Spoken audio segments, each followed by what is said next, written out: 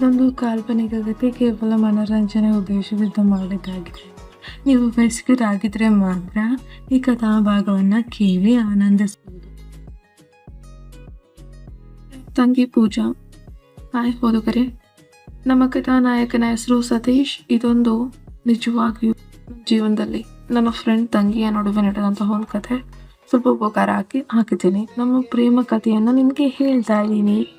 ಕತೆ ಸ್ವಲ್ಪ ಉದ್ದವಾಗಿದೆ, ದಯವಿಟ್ಟು ಕ್ಷಮೆಯಲ್ಲಿ ತಾಳ್ಮೆಯಿಂದ ಓದಿ ತುಂಬ ಎಂಜಾಯ್ ಮಾಡ್ತೀರಾ.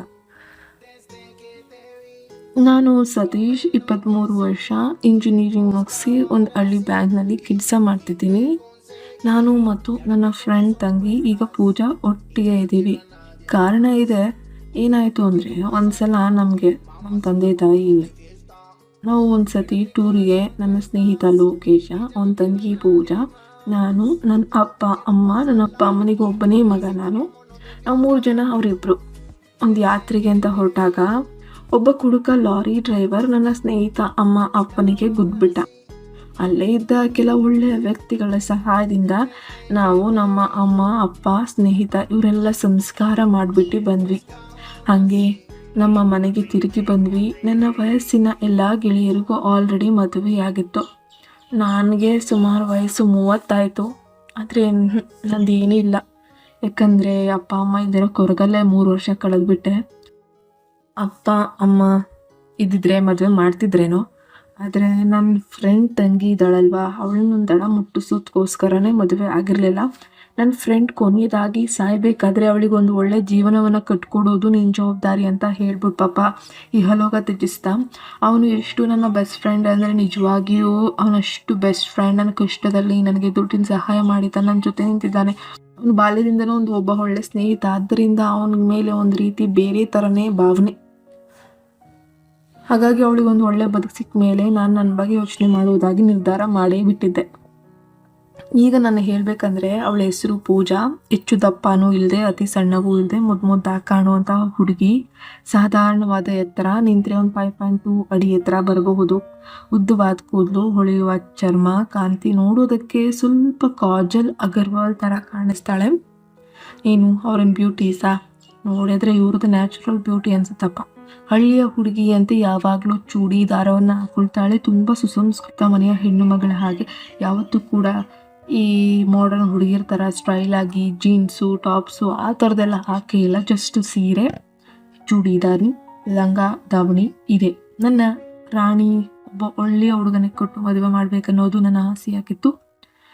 ನಾನೊಬ್ಬ ಸರಳ, ಆರೋಗ್ಯಕರ ಮತ್ತು ನಾನು ಕೂಡ ಎಲ್ಲರ ಹಾಗೆ ವಯಸ್ಸಿಗೆ ತಕ್ಕ ಹಾಗೆ ಅಂಥದ್ದನ್ನೆಲ್ಲ ಬಯಸುವ ವ್ಯಕ್ತಿ. ನಾನು ಪ್ರೈಮರಿ ಶಾಲೆಯಲ್ಲಿದ್ದಾಗ ಹ್ಯಾಂಡ್ ವರ್ಕ್ ಬಗ್ಗೆ ತಿಳಿತು. ಆಗ ಮಾಡುವಾಗ ನನ್ನ ಕಲ್ಪನೆಯಲ್ಲಿ ಬರೀ ನನ್ನ ಟೀಚರ್, ಸಿನಿಮಾ ತಾರೆಯರು, ನಟಿಯರೇ ಇರ್ತಿದ್ರು. ಒಂದಿನ ನಾನು ಎದ್ದು ನಮ್ಮ ಮನೆಯ ಹಿತ್ತಲಿಗೆ ಬಂದು ನನ್ನ ದೈನಂದಿನ ಕೆಲಸವನ್ನು ಮುಗಿಸೋಕೆ ಅಂತ ಹೋದೆ.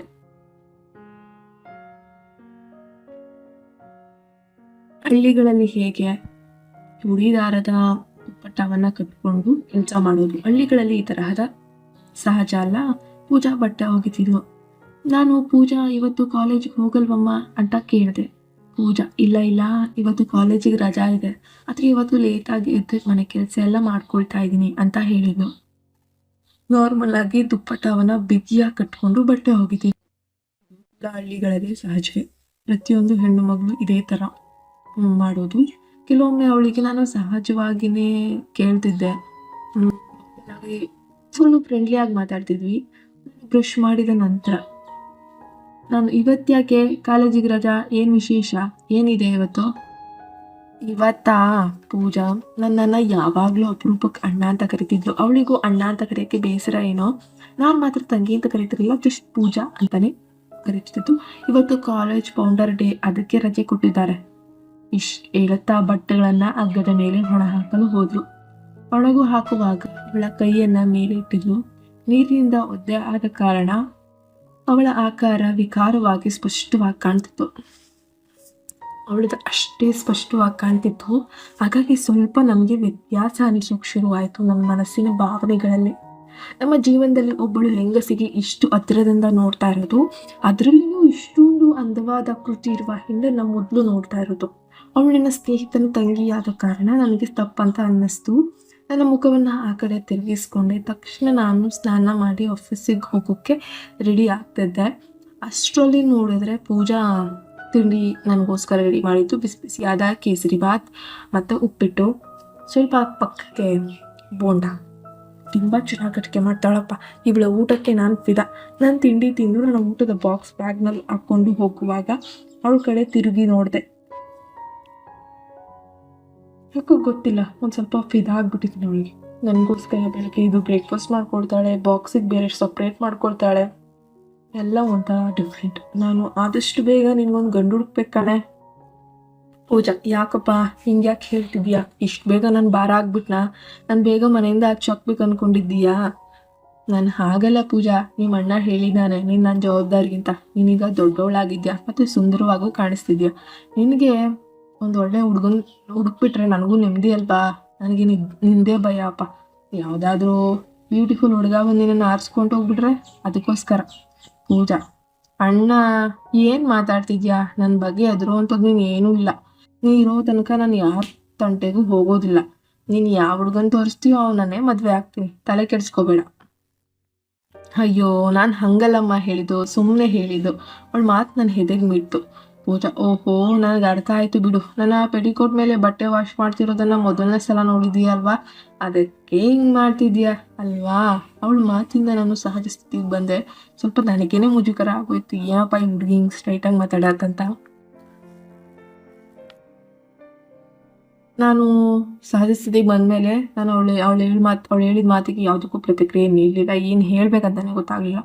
ಆಫೀಸಿಗೆ ನೆನ್ಪಾಡು ನಾನು ಹೊರಟೆ. ಆದರೆ ಅವಳು ಹೇಳಿದ ಮಾತು ಇಡೀ ದಿನ ನನ್ನ ತಲೆಯಲ್ಲಿ ಆಗಾಗ ಹೊಳಿತಾ ಇತ್ತು, ಗುಣುಕ್ತಾ ಇತ್ತು. ನಾನು ಆಫೀಸಿನಿಂದ ಬಂದೆ, ಅವಳಿಂದ ದೂರವಿರೋಕೆ ಆಗಲಿಲ್ಲ. ಅವಳ ಆಕಾರವನ್ನು ಕಳ್ಳೆದಂತೆ ನೋಡ್ತಿದ್ದೆ.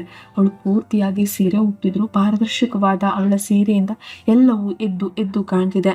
ಇದನ್ನೆಲ್ಲ ನೋಡುವುದನ್ನು ಮುಂದುವರಿಸಿದೆ. ಒಂದೆರಡು ದಿನ ನನ್ನ ಬಯಕೆಗಳನ್ನು ಕಂಟ್ರೋಲ್ ಮಾಡುತ್ತಾ ಬಂದೆ. ಯಾಕಂದರೆ ಇವಾಗ ಈಕೆ ಕೂಡ ಸ್ವಲ್ಪ ಬೋಲ್ಡಾಗಿ ಮಾತಾಡ್ತಾಳೆ. ಇರೋದನ್ನ ಇದ್ದ ಹಾಗೆ, ಯಾರು ಕೂಡ ಅಣ್ಣ ತಂಗಿ ಸಂಬಂಧ ಅಂತ ಬಂದಾಗ ಈ ರೀತಿ ತೆಗೆದು ಅಥವಾ ಮನಸ್ಸಲ್ಲಿ ಇರೋದನ್ನು ಇದ್ದ ಹಾಗೆ ಹೇಳಕ್ಕೆ ಹೋಗಲ್ಲ ಅಥವಾ ಭಾವನೆಗಳು ಬರೋದಿಲ್ಲ.